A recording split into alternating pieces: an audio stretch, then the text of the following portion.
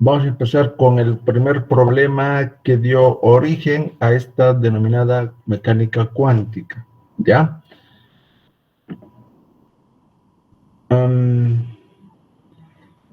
Y ese problema se denomina radiación de cuerpo negro o radiación debido a la temperatura de los cuerpos. Es decir, la radiación que cae en el espectro en la región del infrarrojo.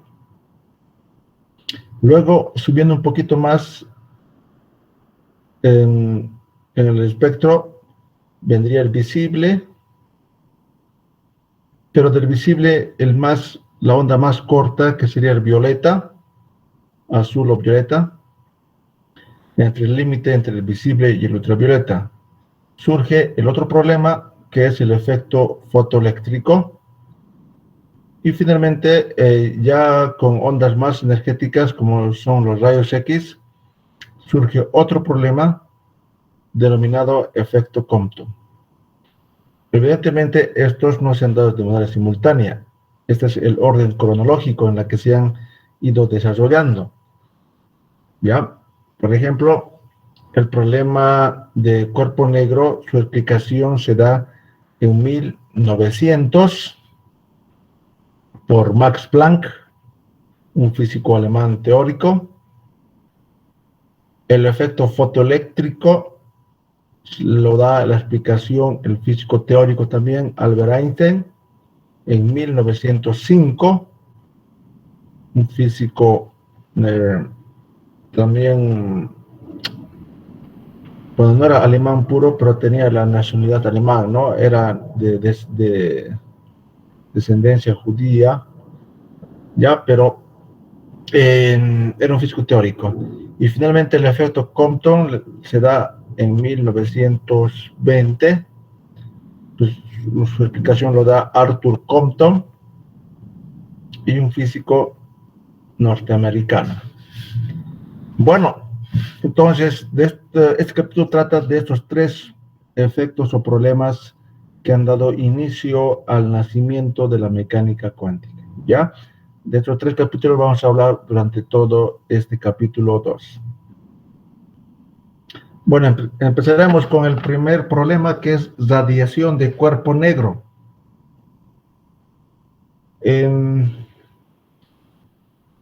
Ya a finales de 1800, estamos hablando de 1880, en la década de 1880,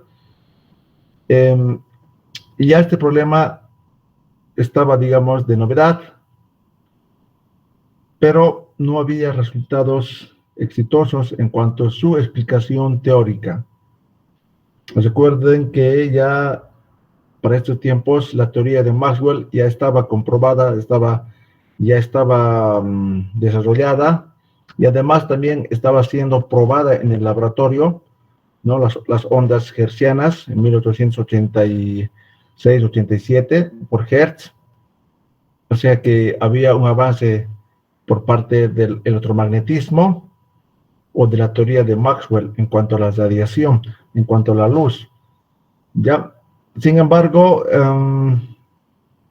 había ese problema denominado radiación de cuerpo negro, problemas que se observaban en el laboratorio, obviamente, ¿no? O sea, experiencias que se hacían en el laboratorio. Por ejemplo, Kirchhoff veía que ciertos cuerpos, al estar más calientes, van emitiendo una radiación, ¿no? Y además que van cambiando de color. Por ejemplo, ustedes pueden ver eso en un metal. Cuanto más lo exponen al calor o al fuego, cómo cambia la barra. Va cambiando de color rojizo, azul, ¿sí? ¿Han visto o no han visto cómo va cambiando el color cuando es sometido a temperaturas más elevadas? Entonces, esos fenómenos se observaban, obviamente, pero como todavía no estaba plenamente desarrollado la ciencia en todas sus áreas, entonces llamaba la atención eso, ¿no? Entonces, como primera como primer punto de partida, la observación era que los cuerpos emitían una radiación llamada térmica debido a su propia temperatura, ¿ya? Y un cuerpo especial se denomina cuerpo negro. ¿Por qué se denomina cuerpo negro? Bueno, obviamente este cuerpo negro emite radiación térmica, ¿no? Y además, ustedes pueden colocarse una, un abrigo, una chompa, una chamada negro y están dentro de un automóvil negro. ¿Qué pasa? ¿Sienten más calor o menos calor? O igual más sienten. Más calor. Más calor. Entonces, efectivamente, también en esos tiempos se observó eso, que el calor absorbía casi toda la radiación, no reflejaba nada o muy poco reflejaba, por tanto el calor que almacenaba o absorbía era elevada en comparación de otros cuerpos, ¿ya? Entonces, un cuerpo negro, de ahí por eso se denomina un cuerpo negro, por el color que tiene el cuerpo, es aquel que absorbe toda la luz que incide sobre él y que dependiendo de la temperatura puede emitir radiación. ¿Ya? Entonces los cuerpos negros, su característica es que absorben gran cantidad de la luz que incide o de la radiación que incide sobre ellos.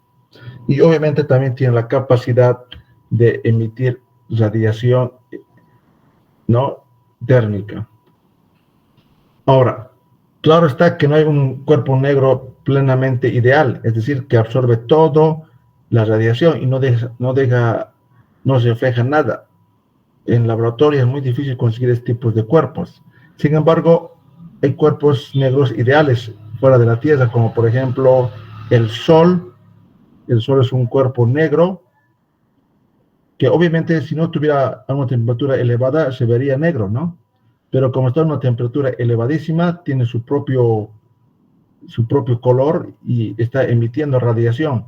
Pero cualquier radiación que va al sol no lo refleja, todo lo absorbe el sol, ¿ya?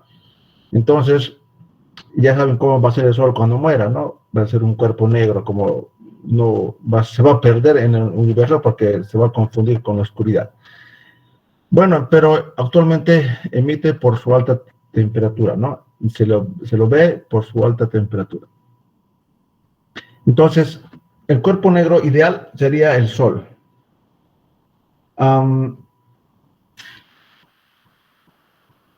Y esta emisión de estos cuerpos, denominados cuerpos negros, o sea, escapaba la explicación teórica, ¿no?, con la física clásica. Hasta el momento estaba desarrollado la física clásica, digamos, llegaba a lo más alto, ¿no? Por ejemplo, la mecánica newtoniana describía todo tipo de movimientos macroscópicos hasta cuerpos celestes. La mecánica del electromagnetismo de Maxwell explicaba gran parte del espectro electromagnético. La termodinámica explicaba muchos ciclos termodinámicos, muchos fenómenos termodinámicos. La óptica también. Entonces, gran parte de la física clásica, digamos, estaba muy avanzada. Sin embargo, usando la física clásica, no se podía explicar el por qué el cuerpo negro emitía con un particular espectro. Ya, no podían explicar por qué el cuerpo negro estaba radiando con una característica especial. Obviamente se conocía toda la física clásica, pero vamos a ver que usando la física clásica fallaba teóricamente, ¿no? O sea, no concordaban resultados teóricos con resultados experimentales. Entonces, algo estaba mal. Y eso pasaba a lo largo de 1888, 889, 90. Y obviamente muchos han intentado estudiar o han hallado ecuaciones empíricas, como por ejemplo, vamos a ver la ley de Stefan Boltzmann, que también está por esos años, la ley de Wien.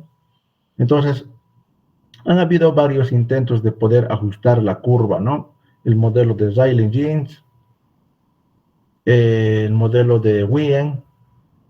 Entonces, imagínense casi como 15 o casi como 20 años, digamos, estudiando este problema, pero sin tener un éxito completo. Habían, habían soluciones parciales o soluciones que no convencían en pleno, pero sí a algo. Entonces, los que más se dedicaban eran los teóricos, obviamente, porque era un problema teórico, y los que tenían, digamos, una especialidad en termodinámica, en mecánica estadística, en electromagnetismo, ¿no? Los que más se dedicaban a este problema. Entonces ahí viene un físico teórico, obviamente, con esas características, como es Max Planck, ¿no? Para poder explicar o dar alguna explicación de lo que estaba pasando. ¿Qué es lo que pasaba? Bueno, primeramente veamos cómo era el espectro experimental de los cuerpos negros. Aquí en la pantalla vemos un espectro del, del Sol, ¿ya? Y el espectro de los cuerpos negros es muy similar a este espectro. O sea, una característica universal de los cuerpos negros es su espectro. Es decir, que todos tienen formas muy parecidas. Ya todos, solamente que con algunos son con poca altura, otros más altura, otros se corrigen más a la izquierda, etcétera. Obviamente depende de la temperatura, ¿no? Entonces, pero, repito, la característica de los cuerpos negros es que su espectro son universales, ¿ya? Entonces ahí vemos el espectro de cuerpo negro del Sol. Entonces no olviden esa forma que tiene este espectro. Ya, entonces, dependiendo a qué longitud de onda nos encontremos, podemos tener gran parte del espectro electromagnético. Por ejemplo, la región del visible está en esta parte, ¿no? En esta parte, ¿ya? Entonces, lo que se observaba en el laboratorio eran estas curvas. Lo que se pretendía es hallar una ecuación teórica que se ajuste a esta curva. Y eso es eh, lo que no se podía,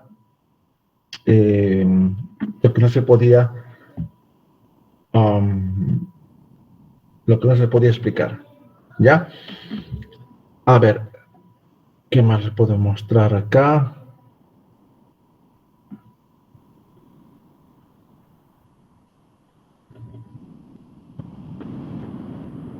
Um,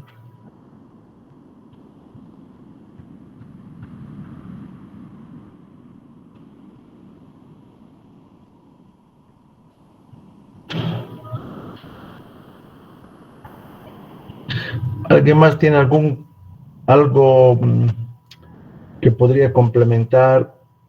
O sea, alguien que tuviera algún conocimiento adicional sobre el problema del cuerpo negro.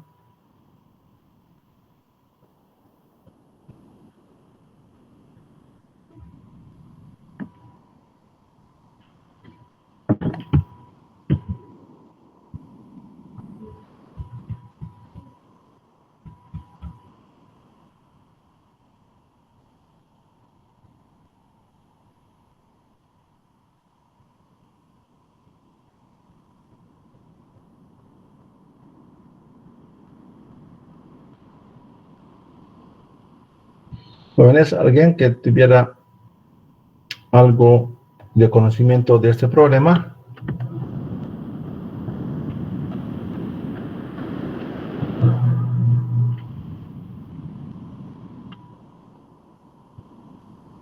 Nadie.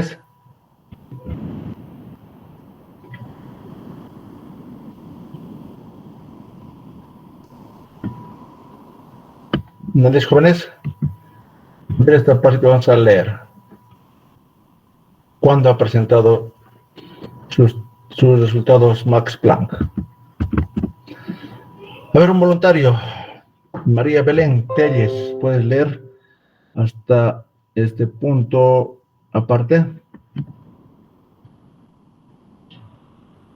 ¿Sí o no? ¿Estás ahí?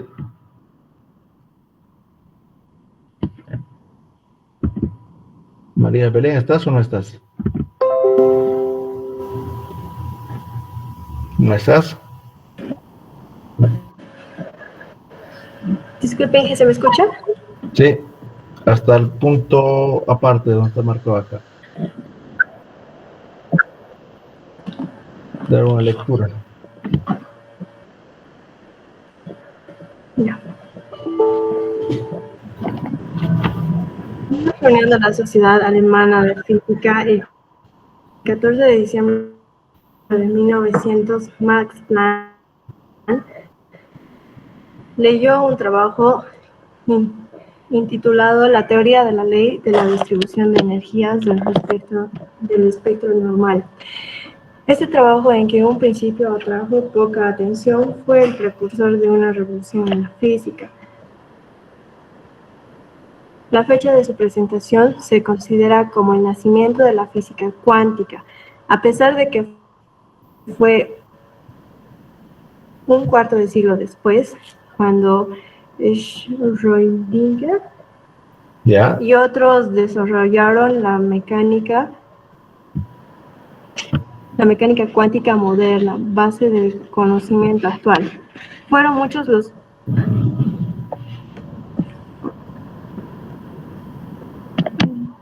los caminos que convergieron en este conocimiento, cada uno de los cuales mostró distintos aspectos de las fallas de la física clásica. En este y los siguientes capítulos se examinarán los logros más importantes de la hoy se llama teoría cuántica antigua y que dio origen a la mecánica cuántica moderna. Los fenómenos experimentales que se analizarán en relación con la teoría cuántica antigua comprenden todas las disciplinas de la física clásica, mecánica, termodinámica,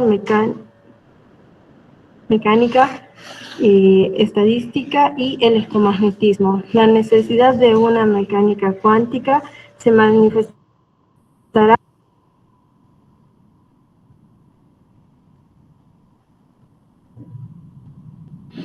Se ha perdido. El estudio de la teoría cuántica antigua permitirá obtener más fácilmente un conocimiento más profundo de la mecánica cuántica cuando se inicie su consideración en el quinto capítulo. Ya, otro va a leer esto, por favor.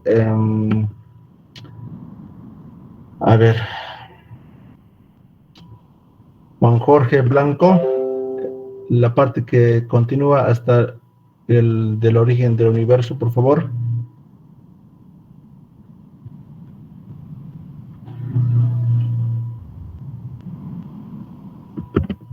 Juan Jorge.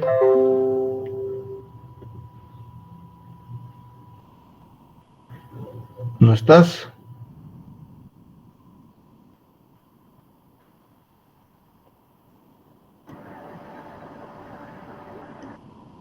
¿Puedes leer, por favor, desde toda esta parte que está marcado, por favor? ¿Ya?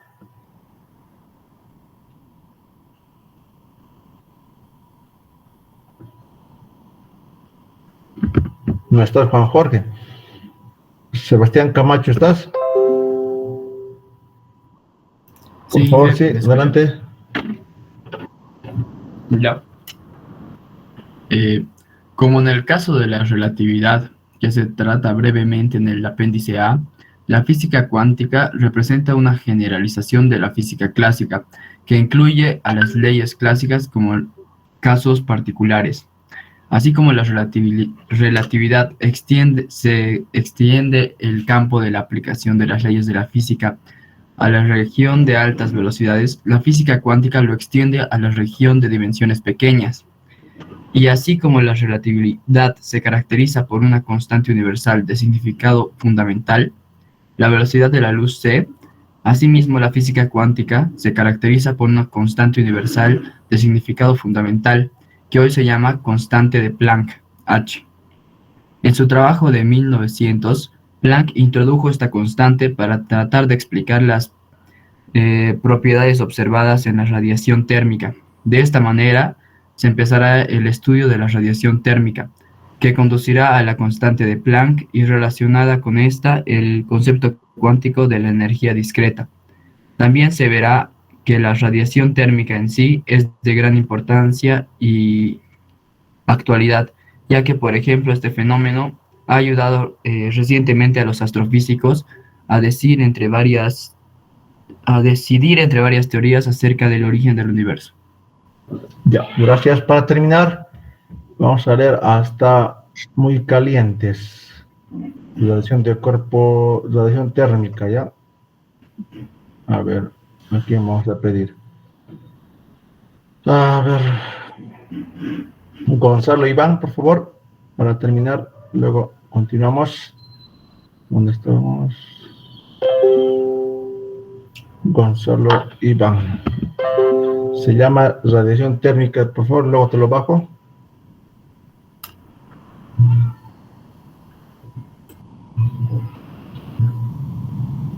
¿Estás ahí, Iván, o no? Gonzalo Iván.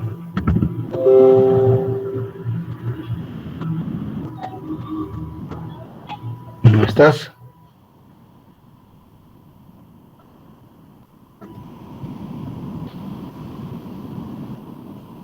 Ezequiel Pereira.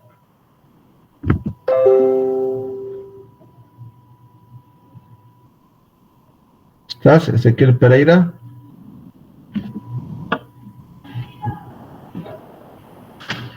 ¿No?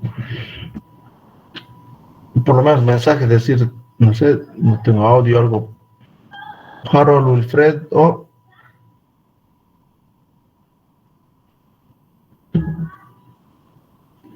Porque si no, así vamos a tener que volver a la presencialidad. Okay. Si por favor puedes leer a partir de se llama radiación, sí, hasta su parte. Ya, yo voy a bajar. Dale. Se llama radiación térmica a la radiación emitida por un cuerpo como consecuencia de su temperatura. Todos los cuerpos emiten esta radiación a su derredor y la absorben de él. Si en un principio el cuerpo está más caliente que su alrededor, se enfriará, ya que la rapidez con que emite energía excederá la rapidez con que la absorbe. Cuando se alcance el equilibrio térmico, la rapidez de emisión y la de absorción de energía serán iguales. La materia de un estado condensado, es decir, sólido líquido, emite un espectro de radiación continuo. Los detalles del espectro son casi independientes del material particular del cual se compone el cuerpo, pero dependen fuertemente de la temperatura. A temperaturas ordinarias, la mayoría de los cuerpos son visibles, no por la luz que emiten, sino por la luz que reflejan, ya que si no se hace incidir luz sobre ellos, no es posible verlos. Sin embargo, a muy altas temperaturas, los cuerpos son luminosos por sí mismos. En un cuarto oscuro se les puede ver brillar, pero aún a temperaturas de varios miles de grados Kelvin, más del 90% de la radiación térmica emitida es invisible para nosotros, empezando por la parte correspondiente al infrarrojo del espectro electromagnético. Ahí no es, ¿no? Dicen. Por lo tanto, los cuerpos luminosos por sí mismos están muy calientes. Sí. Ya, hasta aquí, por favor. De ahí termina. Esa parte más. Ya. Por ejemplo, considera el calentamiento en el fuego de una barra de hierro a temperaturas cada vez más altas. Retirando en forma periódica la barra del fuego, el tiempo suficiente para observar sus propiedades. Cuando la barra aún está a temperaturas relativamente bajas, radia calor, pero no está visiblemente caliente. Conforme aumenta la temperatura, la cantidad de radiación emitida por la barra aumenta muy rápidamente y empiezan a notarse efectos visibles. La barra empieza a verse de un color rojo opaco, después adquiere un color rojo brillante y a muy altas temperaturas un intenso color blanco azuloso. Es decir, a medida que aumenta la temperatura, el cuerpo emite más radiación térmica y la frecuencia de la radiación más intensa se vuelve cada vez mayor. Ya, gracias. A ver, les pregunto, en un lugar muy oscuro, me encuentro con ropa normal, digamos, una ropa normal, ¿no? Puede ser verde, azul, rojo, pero es muy oscuro. Pero luego de repente otra persona que está con esa misma ropa, pero con franjas reflectantes, ¿a quién se lo va a ver? ¿O quién tiene mayor visibilidad? ¿Por qué?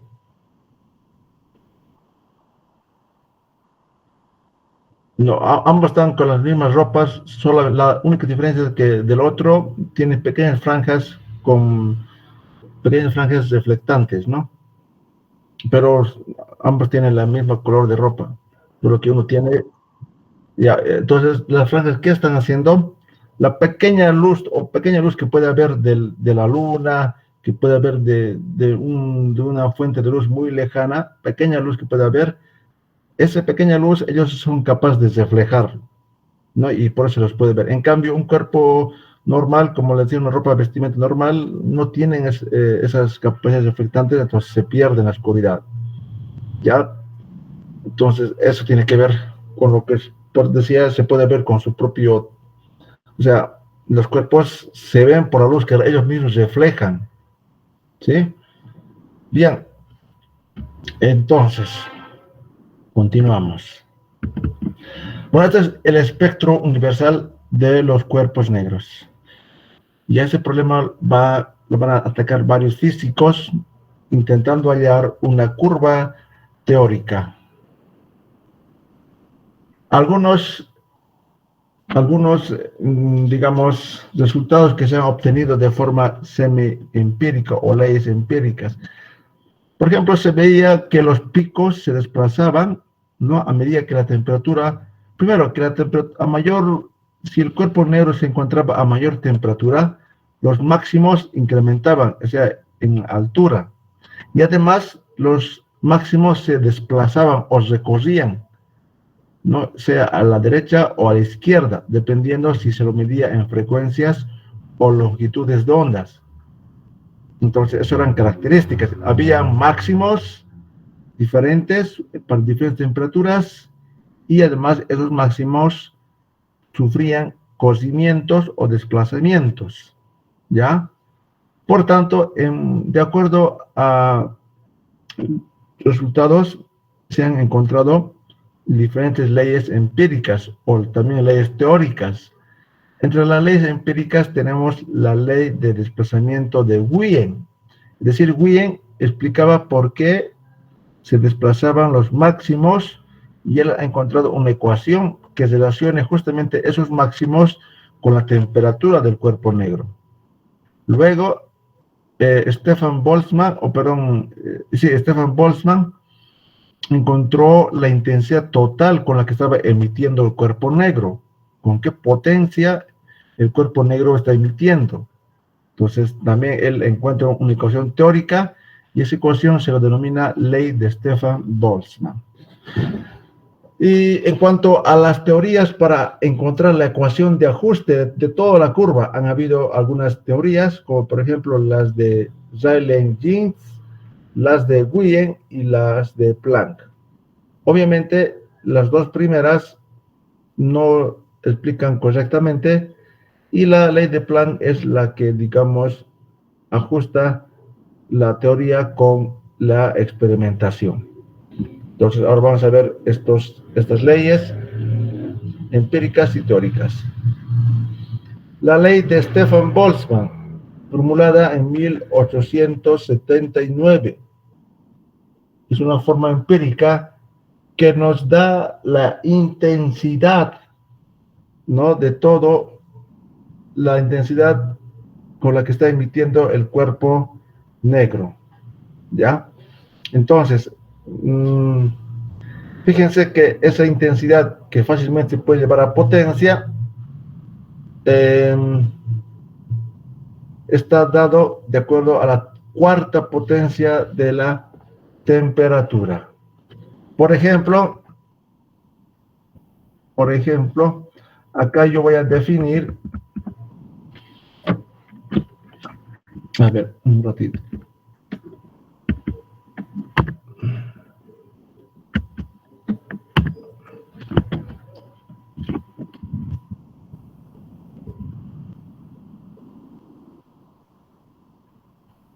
Ley de Stefan Boltzmann.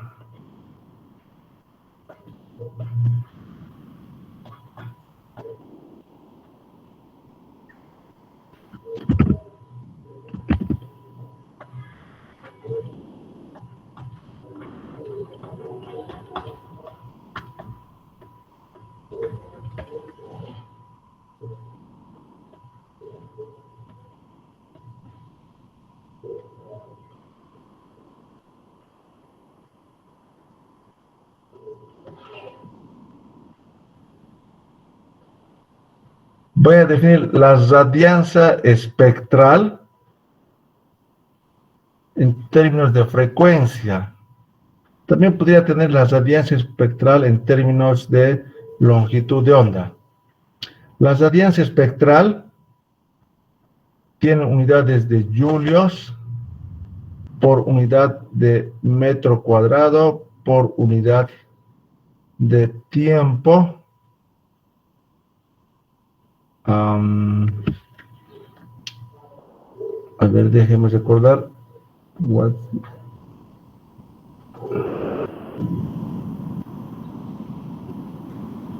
Y por unidad de frecuencia.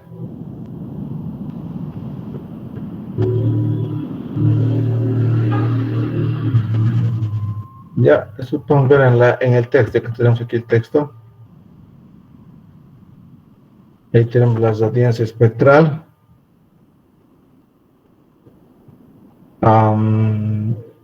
Watts, que es julios segundos, metro cuadrado, y hertz. Ya, esa es la radiancia espectral. ¿Ya? Obviamente la frecuencia en hertz. Entonces, lo que se quiere, la ley de Stefan Boltzmann, este cuerpo negro está a una temperatura T. ¿Ya? Entonces, lo que hace Boltzmann es hallar el área total de esta curva. Ya, de la curva generada por los datos experimentales. ¿De acuerdo? Y como básicamente hallar el área es multiplicar esto por esto, ¿no? Ustedes saben que se forman pequeños rectángulos y se multiplica esto por esto. Al simplificar esto por esto, se va la frecuencia, o debería irse la frecuencia, ¿no? A ver. Esto está en el denominador. Esto en el denominador, la frecuencia.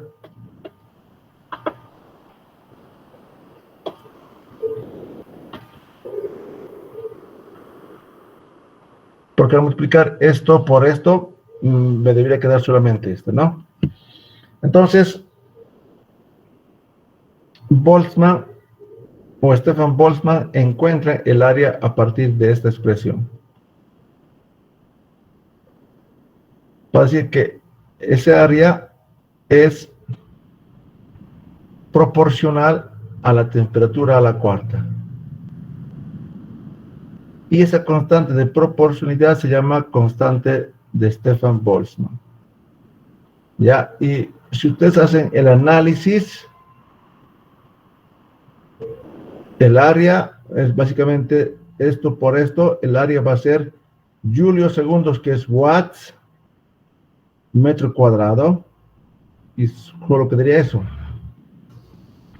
Entonces, básicamente la radiancia es la intensidad.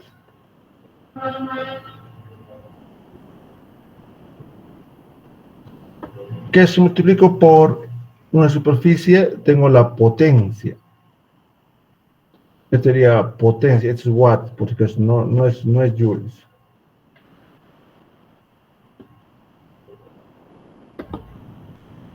Ya, donde la constante sigma se llama constante de Boltzmann o de Stefan Boltzmann.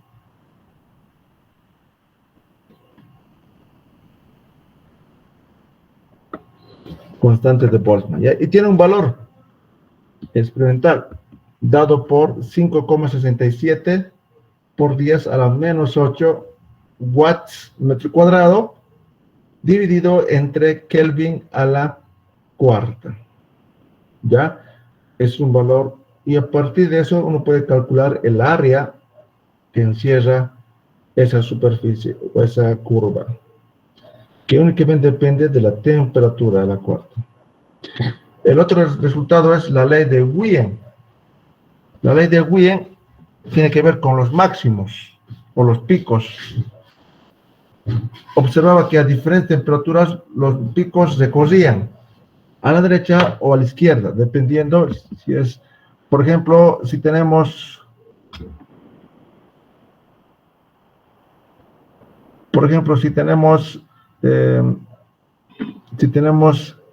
la radiancia espectral en términos de frecuencia, radiancia espectral, los picos recorrían de esta forma, hacia la derecha.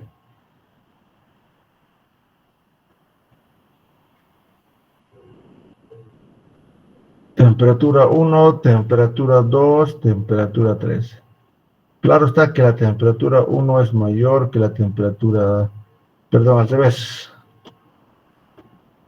Claro está que la temperatura 3 es mayor a la temperatura 2 y esta es mayor a la temperatura 1.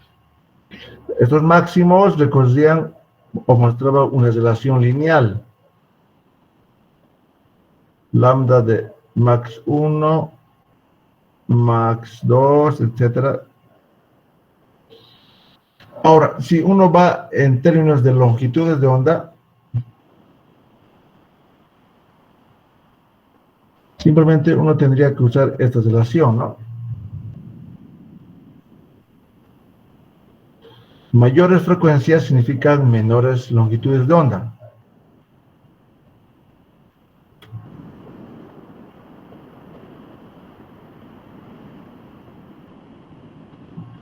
Bueno, esta sería frecuencia máxima, no me estoy equivocando. Estas son longitudes de ondas.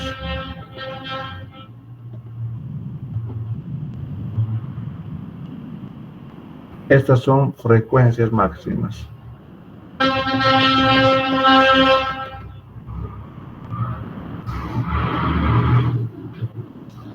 Estas son frecuencias máximas. ¿Ya? Estas son frecuencias máximas.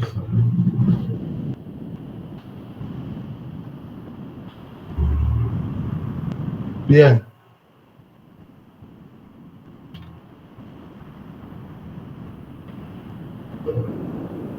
Entonces, Wien, bueno, lo mismo, ¿no? Temperatura 1, temperatura 2, temperatura 3. Lo mismo, ¿no? Wien trata de ajustar o explicar estos máximos en relación a la temperatura y encuentra esta ecuación. Que los máximos multiplicados por la temperatura son igual a una constante llamada constante de Wien. Entonces, conocido la constante de Wien, conocido este máximo, uno podría hallar la temperatura superficial. Estas son temperaturas superficiales de los cuerpos negros, ¿ya? Temperaturas superficiales de los cuerpos negros.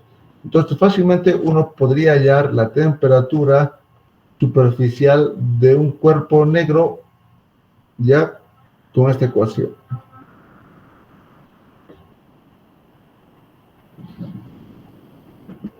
Y el valor de B es igual a 2,89 por 10 a la menos 3 metros sobre Kelvin, no es milikelvin, metros por Kelvin, ¿ya? Esa es la constante de Wian. Por ejemplo, para el Sol, no, si esto es el Sol, este máximo más o menos está por los 483, acá por los 580 y esto por los 274. El Sol está más o menos a 5.000, a 6.000 casi, ¿no? El Sol está cerca de 6.000 grados Kelvin, por los 5.880. Está más cerca a 6.000 que a 5.000. Entonces, sería este valor, 483. A ver aquí cuánto está usando.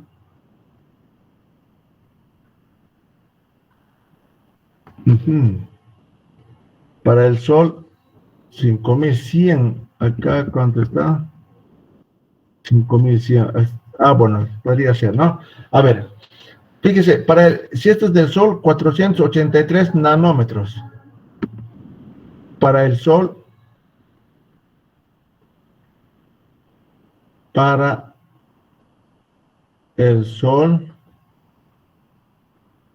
de acuerdo a la curva, estoy viendo 481 nanómetros, 83 nanómetros. ¿Esto equivale a cuánto, jóvenes? En Armstrong.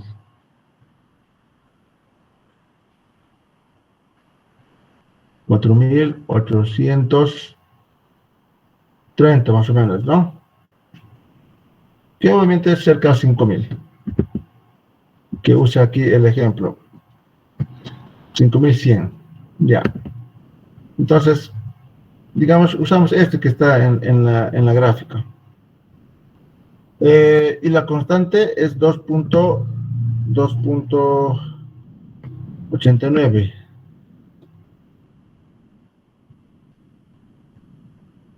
metros por Kelvin. Entonces la temperatura superficial del Sol va a ser 2,89 metros Kelvin sobre 4,83 por 10 a la menos 10 metros. ¿Está bien? ¿Cuánto es la temperatura? Pero esto es a la menos 3, creo, ¿no? A la menos 3 esto. ¿Cuánto es, jóvenes, esto?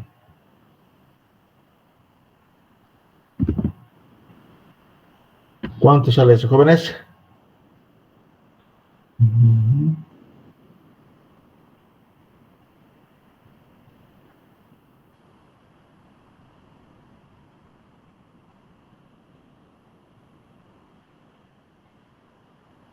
¿Cuánto sale, jóvenes? 5.98 por 10 a la 6.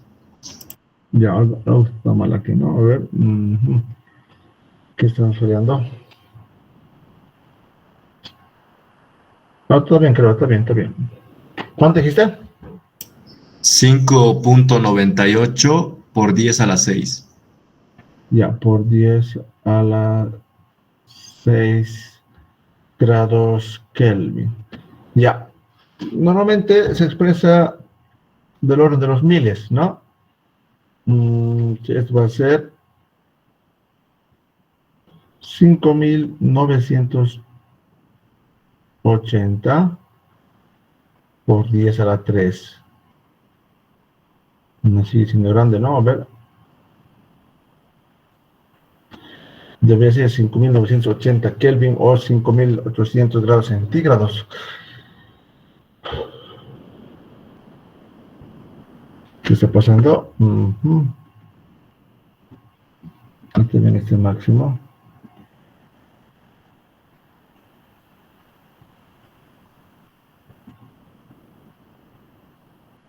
Temperatura del Sol. Debería salir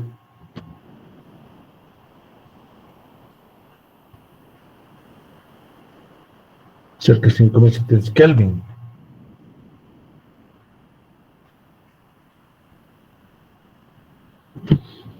¿Por qué está saliendo así?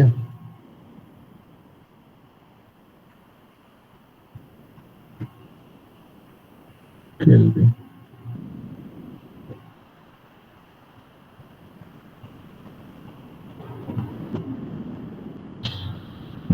Eso.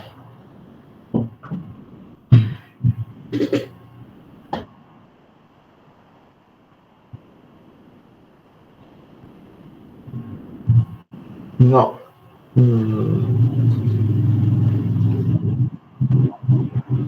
No, es tiene que tener metros. Pues. Este producto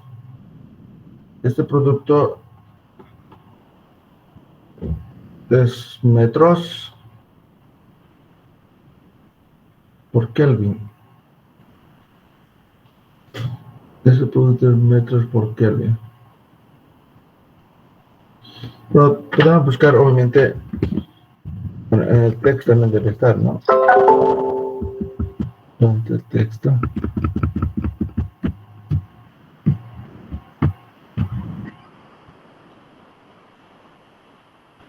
Ahora acá debe estar esto.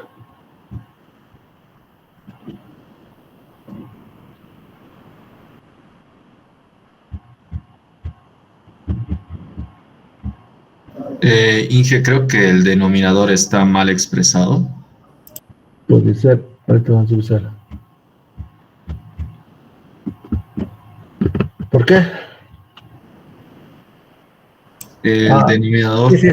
No, es claro, también es 4.830, ¿no? Esto era, ¿no? Aquí está mal, sí, tienes que copiar todo esto.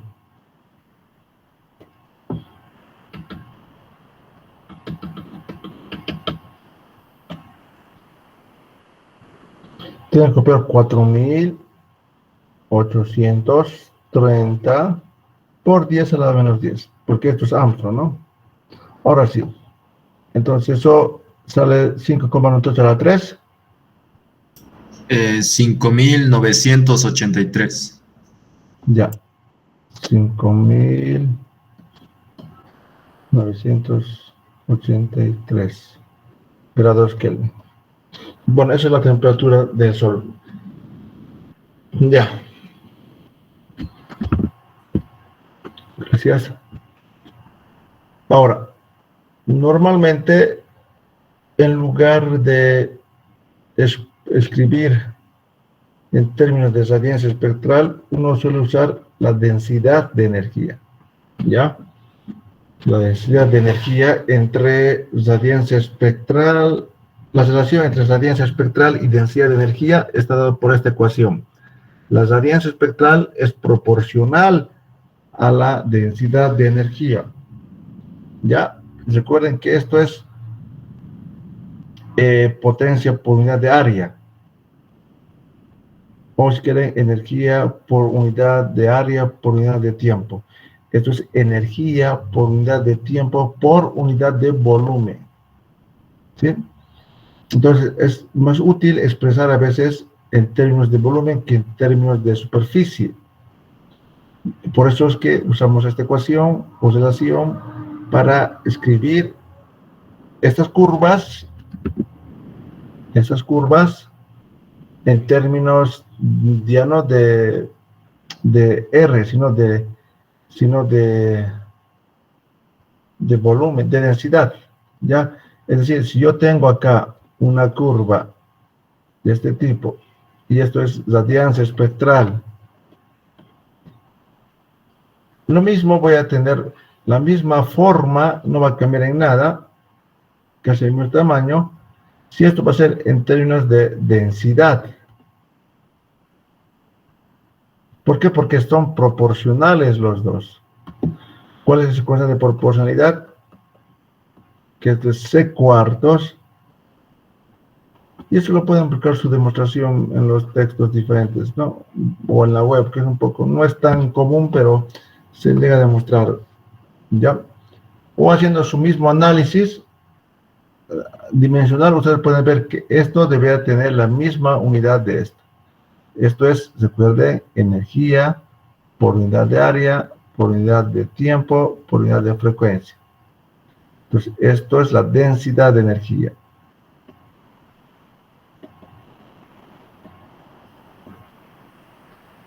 Densidad de energía. Ya, entonces, normalmente es más práctico o más útil la densidad, en el sentido de que se puede hacer mayor operaciones, digamos, o es más fácil medir. En ese sentido, lo que se utiliza es más la densidad.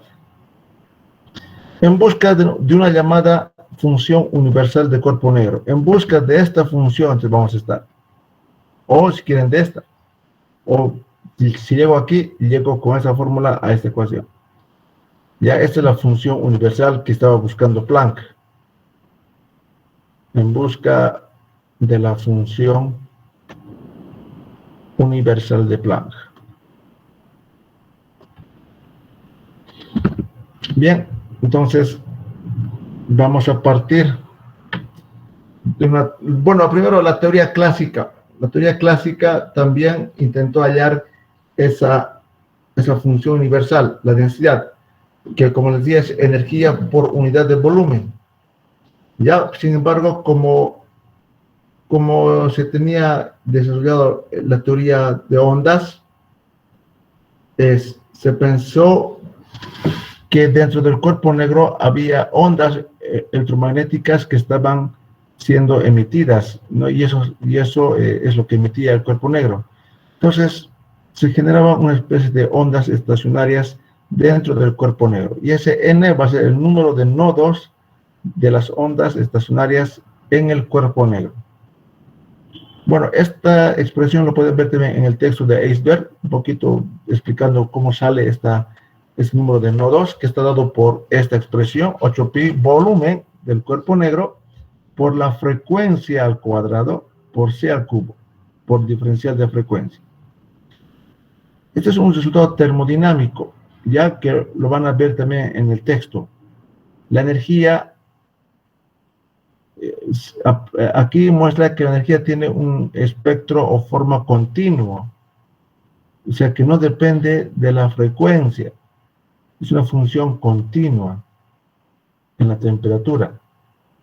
Este es un resultado termodinámico que también la demostración está en el texto. Entonces, con estos resultados,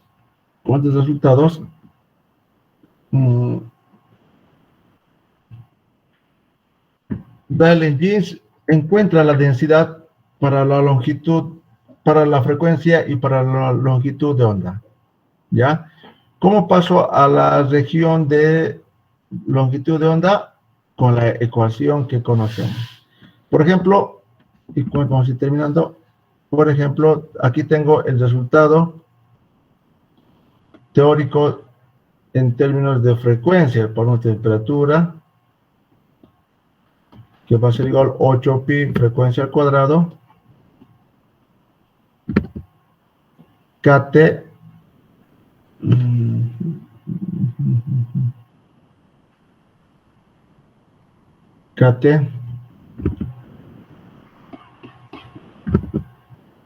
C al cubo.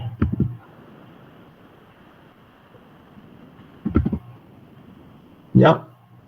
Y quiero pasar a la... Estas son las radiancias espectrales. No, estamos con la, creo, densidad. Me estoy equivocando. Esta es la densidad. Quiero pasar a la densidad de longitud de onda. Y esto va a ser igual a la densidad negativa en la frecuencia, porque si esto va a incrementar, esto va a disminuir.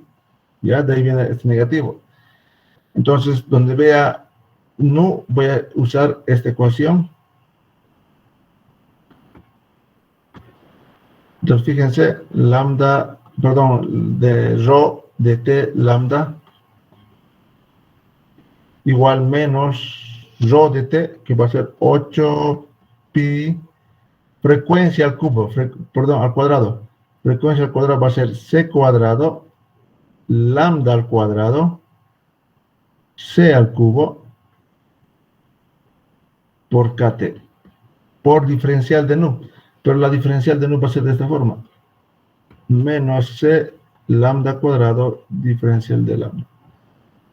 Lo reemplazo acá, C lambda al cuadrado por diferencial de lambda. Entonces la densidad de energía en términos de longitud de onda, menos con menos, aquí hay un menos, ¿no? ¿Va? Creo que no hay velocidad acá, a ver. No hay, ya. Lambda a la cuarta por KT de lambda. Entonces, aquí tengo la distribución teórica de Rayleigh-Jeans para longitudes de onda. Entonces, veamos si se ajusta a nuestra curva. Nuestra curva tiene esta forma en términos de longitud de onda, ¿no? Longitud de onda, densidad en términos de longitud de onda. Para ondas largas,